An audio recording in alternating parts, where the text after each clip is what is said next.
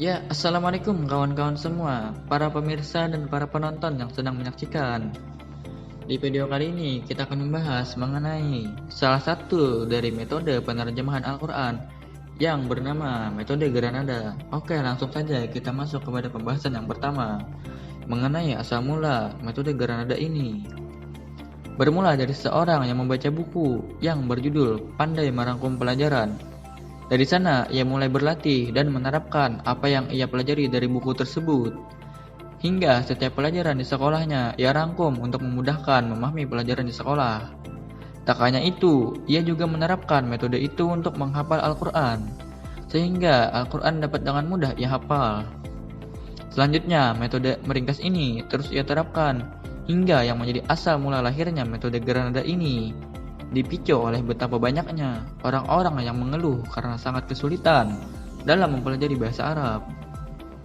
Nah, dari sinilah seorang yang bernama Solihin Bunyamin Ahmad, lahir 15 Desember 1969 di Raja Singa, Indramayu, Jawa Barat, menempuh pendidikan pertama di Madrasah Ibtidaiyah Hayatul Ulum di Indramayu, kemudian melanjutkan di Sanawiyah GUPPI Cikedung, Indramayu, kemudian melanjutkan ke Aliyah An-Nasihah di Cirebon, kemudian melanjutkan studinya ke Universitas Lembaga Ilmu Pengetahuan Islam dan Arab atau LIPIA.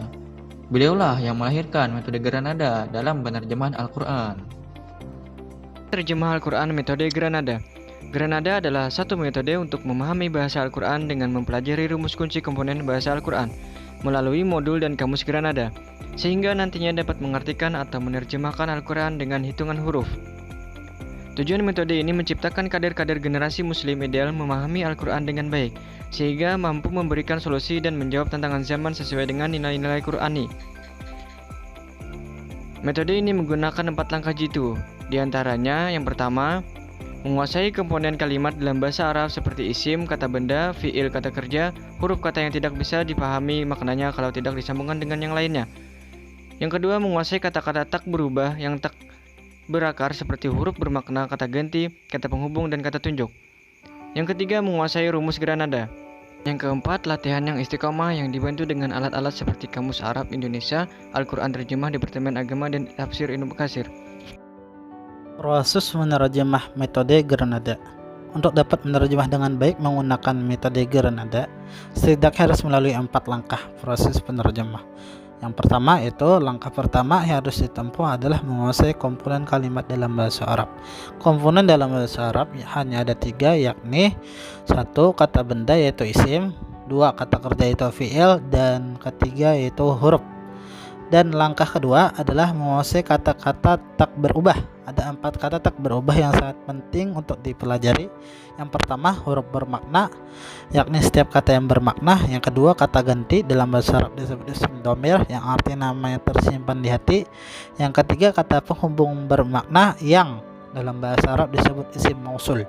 Yang keempat, kata tunjuk, yakni kata yang berfungsi menunjukkan seseorang, hewan, atau sesuatu yang telah diketahui. Langkah ketiga adalah menguasai rumus-rumus Granada beserta aplikasinya. Yang pertama, mencari akar kata, yang kedua pola aktif dan pola pasif, dan yang ketiga huruf penyakit atau disebut ilat.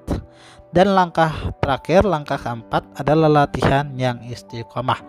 Berlatih menerjemahkan Al-Quran secara istiqomah bukan saja akan menambah kosakata, pengalaman, dan wawasan, tetapi juga akan mendekatkan pembacanya pada Allah Subhanahu wa Ta'ala, karena Al-Quran adalah firman-Nya dan setiap huruf bernilai 10 kebaikan jika dibaca, apalagi jika dipelajari bahasa dan maknanya.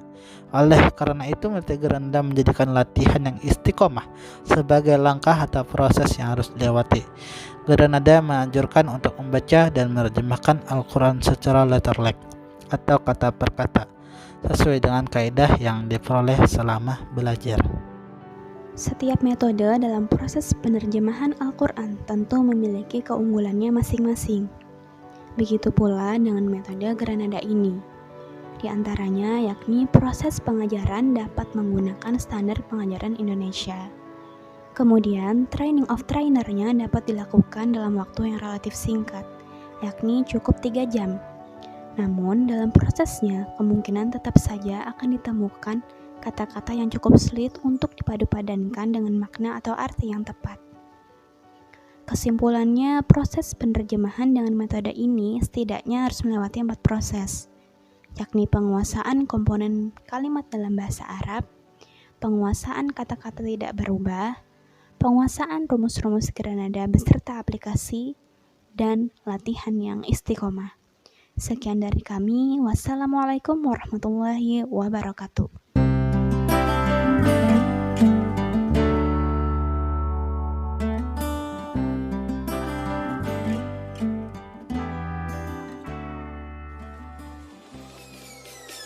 Peace.